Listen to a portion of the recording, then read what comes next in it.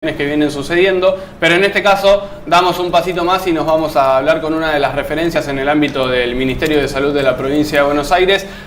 Alejandra Gayano, muy buenos días, ¿cómo le va? Nahuel Valenzuela y Emilia Pedrasoli la saludan desde Clip TV en San Nicolás. ¿Cómo andan? Bien, muy bien, gracias por estos minutos, Alejandra. Y el motivo, básicamente, del contacto que quisimos establecer tiene que ver con varias cuestiones que en los últimos días están empezando a hablarse y a entrar en la agenda. Entre ellas, y vamos a tratar de ir paso a paso por la que entendemos es la más preocupante por todo lo que nos tocó atravesar en estos últimos años, ¿no? COVID-19, se habla de un rebrote, posible rebrote para la época de verano, ¿es así? Hay posibilidades de un rebrote, sí, pero lo importante es que si las personas están adecuadamente vacunadas y vacunados, no debería haber más casos de hospitalizaciones y mortalidad por COVID. Por eso nosotros desde el Ministerio llamamos a que, por favor, las personas que no se dieron los refuerzos o que no iniciaron el esquema, la mayoría de las personas ya iniciaron sus esquemas.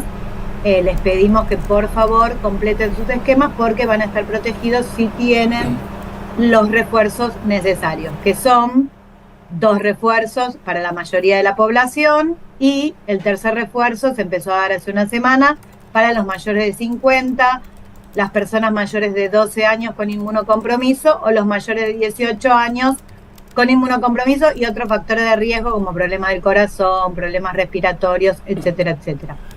Con lo cual, sí puede que haya más casos de COVID. Ustedes vieron que COVID va generando nuevas variantes y esa generación de nuevas variantes se produce en la medida que hay más personas susceptibles porque no están adecuadamente vacunados y vacunadas. Las vacunas... Por eso, sí. Las vacunas, seguimos en la misma situación que nos llevó a lograr salir de la pandemia. Quiero decir, ¿las vacunas siguen respondiendo ante esas nuevas cepas o nuevas posibilidades o variantes en realidad de COVID que están apareciendo? Mira, hay varios estudios de efectividad, incluso realizados dentro de la provincia de Buenos Aires, publicados en el Lancet, publicados en otras revistas internacionales, y otros estudios que muestran que sí, que siguen siendo efectivos estas vacunas que nosotros utilizamos. Sobre todo la efectividad se ve para disminuir internaciones y mortalidad. No tanto para infección, pero bueno, no nos preocupa como cuestión de salud pública que una persona tenga una infección leve, sino que lo que nos preocupa realmente es que esa persona pueda tener complicaciones, secuelas, internación o mortalidad. Así que sí, las vacunas que utilizamos nosotros son efectivas al objeto de la salud pública, que es disminuir las internaciones y la mortalidad. ¿Hay rebrotes para tratar de establecer una comparativa en otros países que se hayan dado y que a pesar de las vacunas hayan generado una cierta cantidad de hospitalizaciones como para pensar que eso nos debe preocupar, más allá de la población que hoy no esté debidamente vacunada, ¿no? Mira, la mayoría de los países que tuvieron algún tipo de rebrote era porque tenían malas coberturas de vacunación. Bien. Esa población. Porque las vacunas tienen una cuestión muy importante para la salud pública, que son solidarias. Protegen a la persona que se vacuna y protegen a toda esa comunidad. Por eso nosotros en nuestro país y en la provincia de Buenos Aires tuvimos tan buen control de la pandemia, justamente porque tenemos una cultura de vacunación muy importante y esto generó que tengamos una campaña histórica a pesar de los múltiples esquemas que se utilizaron y por eso es que pudimos controlar la pandemia lo antes posible. Claro. Hay, Alejandra, otra, dando vuelta un poco a la página y saliendo del COVID, metiéndonos en quizás otra que conocemos mucho, pero que nos sorprende cada vez que volvemos a hablar de ello, y tiene que ver con la gripe A. Hoy también es una preocupación dentro del ámbito de la salud, la creciente de casos y la posibilidad de que esto siga incrementándose. ¿La gripe A hoy otra vez está en el centro de la escena? Hay aumento del número de casos con cierta internación, no es tan preocupante. Sí, la gripe puede dar, igual que COVID o igual que otros agentes etiológicos, mayor internación y mayor mortalidad en las personas que tienen factores de riesgo. como por ejemplo inmunodeficiencia, problemas cardíacos, problemas respiratorios, o las personas de más de 60 años. Claro. En esta oportunidad de este año se están internando también los niños y niñas, ¿sí? Hay como un aumento en la internación de los casos de 2 a 9 años y también en los menores de 1 año. Por eso es tan importante que las embarazadas se vacunen. Recordar que durante el embarazo la vacuna para gripe es una vacuna dentro del calendario, con lo cual es obligatoria y previene la gripe en la embarazada, que también tiene más complicaciones y más mortalidad que en la mujer de la misma edad no embarazada, y también previene la gripe en los niños pequeños hasta que puedan vacunarse. Por eso es tan importante que todas las personas dentro de los grupos de riesgo, si no están vacunadas, se vacunen, incluso los niños. Lo que tenemos ahora es gripe A y B. Ahí queríamos llegar.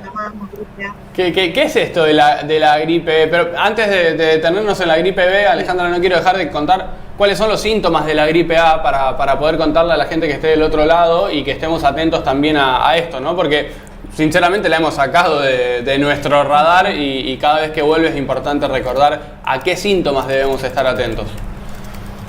Los síntomas de la gripe y de COVID son muy, muy similares.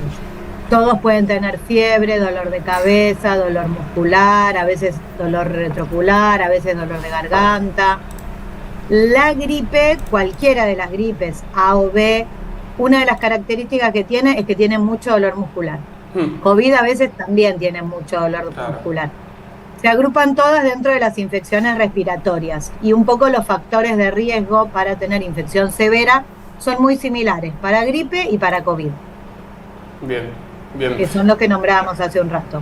Ahora sí, la gripe B, ¿qué es y cómo aparece en este caso en nuestro país, en la provincia específicamente?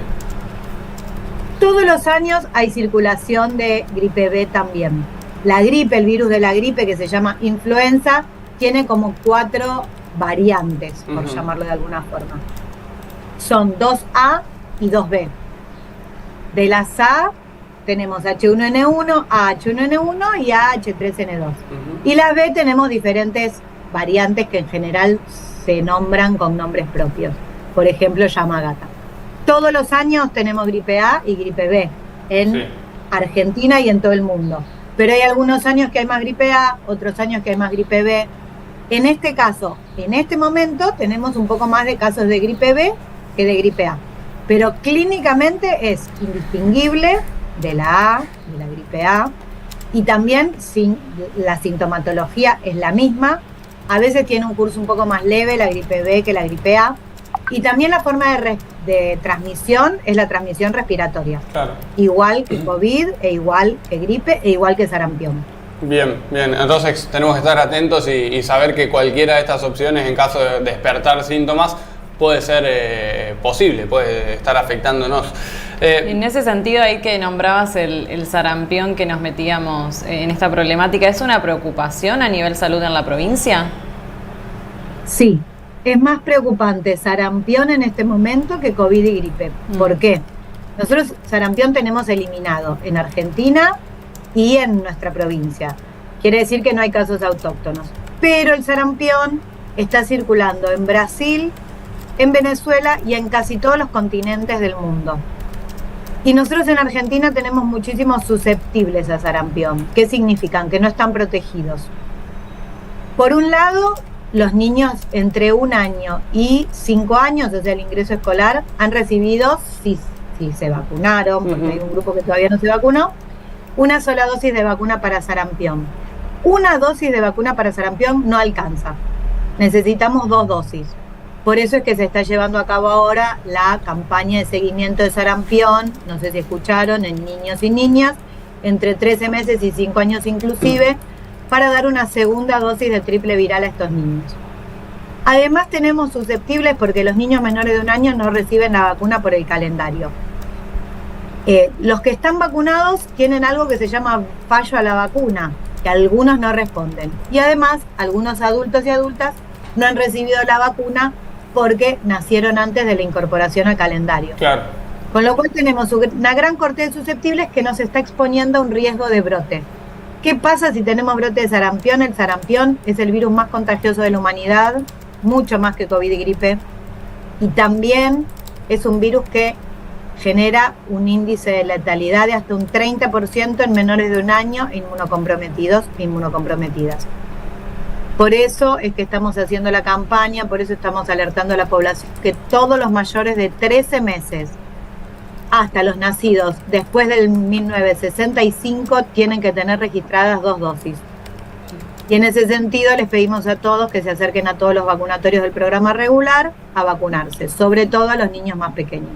Excelente. Agradeciéndote por estos minutos y sin dejar de hacer algunas consultas, ¿hay alguna señal de alerta específicamente pensando en sarampión que podamos tener en cuenta?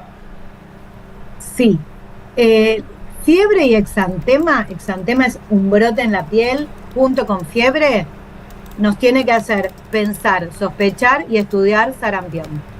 Tanto a la comunidad en general como al equipo de salud. Es una definición bien amplia, que quizás uno está estudiando algunas otras cosas que no son sarampión, pero es muy importante estar alertado ante estos síntomas justamente porque es una enfermedad eliminada y porque tiene mucha contagiosidad y mucha mortalidad en niños pequeños. Bien. El virus del sarampión, por ejemplo, queda en el aire de las habitaciones hasta 6 horas, con lo cual en los brotes se ha visto que niños o adultos que se atendieron después de un caso de sarampión se contagian en la sala de espera. Tiene altísima contagiosidad, así que siempre que una persona tenga fiebre con un rayo en la piel, con un exantema, con un sarpullido, tiene que ir al hospital y tiene que ser estudiado para sarampión. Bien. Alejandra, perdón, pero se me viene a la mente otra consulta relacionada a lo que ha dejado el COVID, ¿no? Más allá de esto que estamos hablando, que veníamos hablando de que pueda haber un rebrote y volver a insistir sobre las campañas de vacunación. Digo, ¿se ha detectado algún tipo de afección o consecuencia que ha dejado el COVID específicamente y que hoy esté preocupando en el ámbito de la salud? ¿Por qué esto? Porque en San Nicolás, por ejemplo, en los últimos meses venimos viendo, en principio, afecciones respiratorias.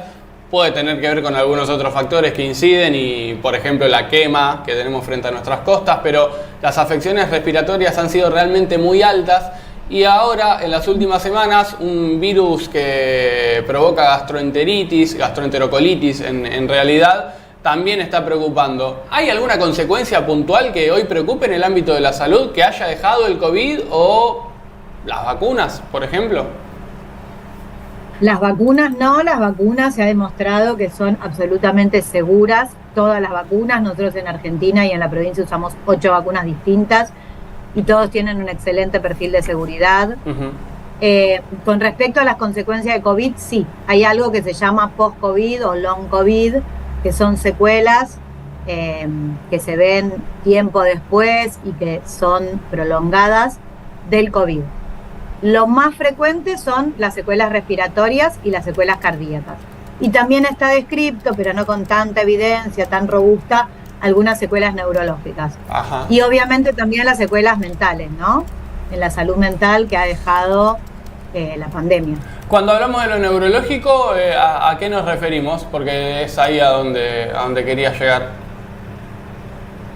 Mira, hay algunas cuestiones que es muy difícil de definir si realmente fueron por el virus de COVID o por el miedo, el confinamiento, la angustia, en las personas de mayor edad que hayan estado solas, sin interacción social, pero en algunos casos se ha visto cierta pérdida de la memoria, cierta pérdida de algunas actividades cognitivas, cierto deterioro en alguna de las pautas, en el lenguaje, a veces también se ha visto cierto deterioro.